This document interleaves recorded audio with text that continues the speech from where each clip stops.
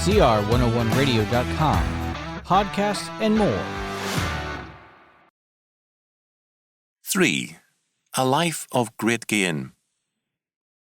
A few years ago, a very able woman who had been in real estate had served as a bank trust officer and had held one or two other responsible positions called my attention to the irrationality of people's desires. In buying or building a house, people demanded that the same house satisfy very contradictory purposes. For example, a woman would require a kitchen to have a compact construction to save steps and yet be roomy enough to include a variety of things. What one kitchen gave her excluded one or another of her requirements.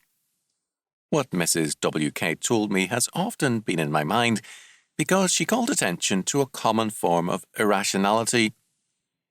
In politics, economics, marriages, and in every other area, men and women demand that their daydreams, not realistic goals, be realized.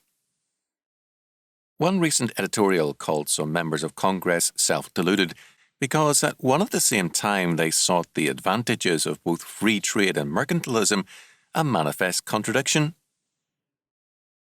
In marriage, men and women live in terms of impossible expectations and then wonder why their marriage does not work. Employees who will not do the work required of them complain that they are not appreciated. Employers expect respect from their employees when they themselves will give others no respect. To want contradictory things is to imagine that we are God and that reordering the world to suit our imagination rather than God's law is possible for us. We are, however, commanded in such things to, quote, be content with such things as ye have, Hebrews 13:5, for, quote, godliness with contentment is great gain, 1 Timothy 6:6. Our ideas about, quote, great gain, end quote, envision the possession of imagined things, not godliness with contentment.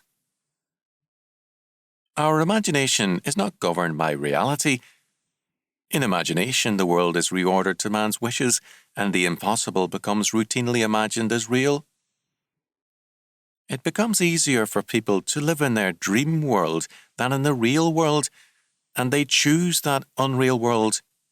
But to be alive in God's world, however great its problems, is a privilege and an opportunity, whereas our dream world is closer to sleep and to death. To live with reality is thus great gain.